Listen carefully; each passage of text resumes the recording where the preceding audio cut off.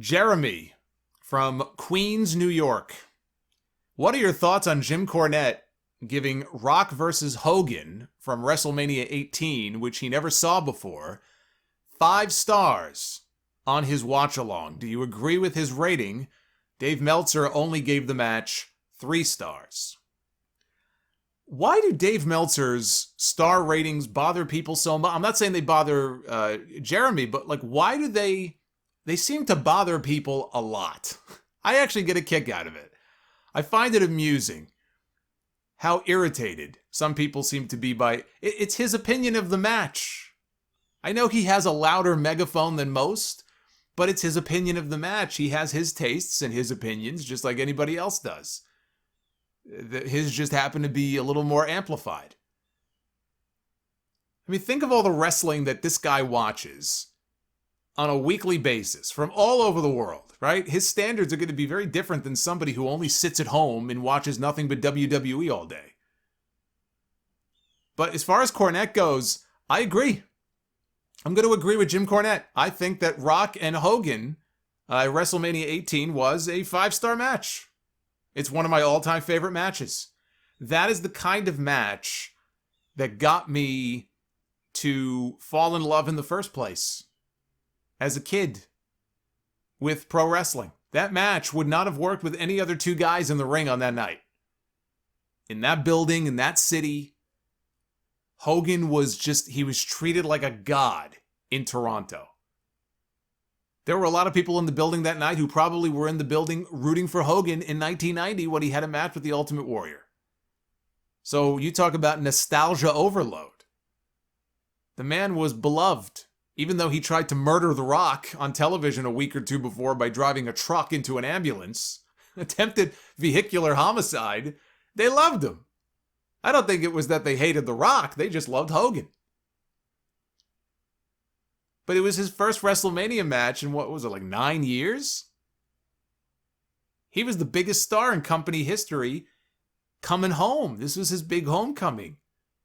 There probably would be no WrestleMania were it not for all those early Hulk Hogan matches with Piper and with Andre and Savage. That's what made WrestleMania what it was. So the atmosphere was perfect. The way they worked the match was perfect. The psychology was perfect. The Hulk up, it still gives me goosebumps every time I go back and watch it. And yeah, there were a couple of botched spots in the match. I think at one point Hogan tried to take a bump out over the top rope and he didn't quite make it. So there were a couple of moments like that. But I didn't say it was perfect. I just said that in my mind it was a 5-star match because that match was the perfect WrestleMania match. Same with Shawn Michaels and The Undertaker in 2009.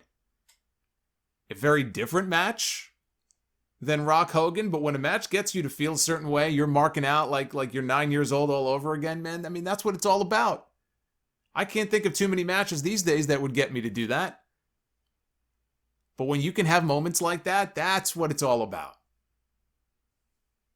That is what it's all about. Even the commentary. I mean, although Jim Ross, he tried his hardest. Jim Ross tried his hardest to convince the people that, oh, it's a mixed reaction, King. It's a mixed reaction. He was full of shit. That was no mixed reaction. That match, it also gave us the greatest Jim Ross call ever.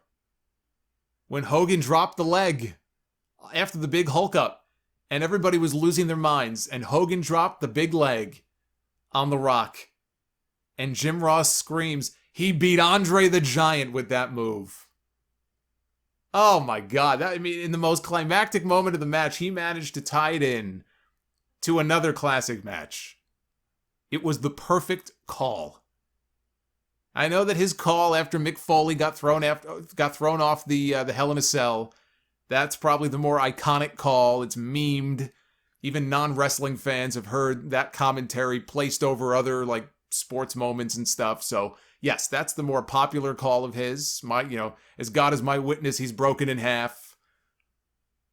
But that call in the Rock Hogan match is probably my favorite WWE call of his. And my only gripes, I have 2 gripes with that match. And one actually came after the match, technically. It still bothers me that The Rock won with the people's elbow. I know that the move was over, but Hulk Hogan losing to the people's elbow at WrestleMania, it's just wrong. It's just wrong. And now, at least he gave him 2 rock bottoms. Right before the people's elbow, he did give him 2 rock bottoms. So that sort of softened the blow, I guess. But my other gripe is that when Rock got Hogan to pose after the match, they didn't play Real American. They played no music at all. I guess they just wanted the music, the moment to breathe on its own. If you're going to go play off people's nostalgia, and you got Hulk Hogan back and he's posing in the ring at WrestleMania, you got to go all the way with it. Hogan posing to Real American, even though they were in Canada.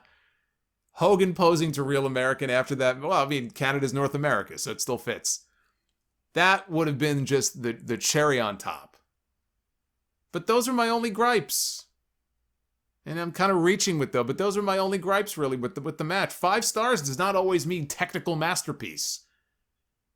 You know, I could watch an Okada-Kenny Omega match from their series, and I think, what was it, the second one, I think. That was a 5-star match. I don't know how many Meltzer gave. He probably gave it 17 stars. I could look at a match like that and go, in my mind, that's a 5-star match. That's a 10 out of 10 match. And I could look at Rock and Hogan, who did nothing even remotely close to some of the things that Kenny Omega and Okada did in their match, and think that that's also a 5-star match. I could look at Shawn Michaels and The Undertaker at WrestleMania 25 and say to you that that's a 5-star match. I could look at Bret Hart and Steve Austin in their submission match at WrestleMania 13 and tell you, one of the most important matches in the history of the company, 5-star match. They're all different. They don't all follow the same formula. They don't all follow the same style of wrestling. So again, I sometimes will have this debate with people when they talk about the star rating system, which is why I really don't use a star rating system when I, review stuff, or I try not to, because people just lose their minds over it. But 5 stars does not always mean technical masterpiece. And if you think it does, and that's all it means, then you just don't understand professional wrestling. Or I should say, you and I have 2 very different views of pro wrestling, if that's what you think. And I think your view happens to be a warped view. But I don't think people truly appreciate the epic run of matches that The Rock had at WrestleMania in the early 2000s. He had what some people will call the greatest WrestleMania main event of all time. The year before, Rock and Hogan. That was the match with Austin at the Astrodome, WrestleMania 17. So he goes from that match at the Astrodome. 1 year later, he has this match at the Skydome with Hogan, to one last match with Steve Austin at Safeco Field in front of 54,000 people. He beat Hogan and Austin in back-to-back years.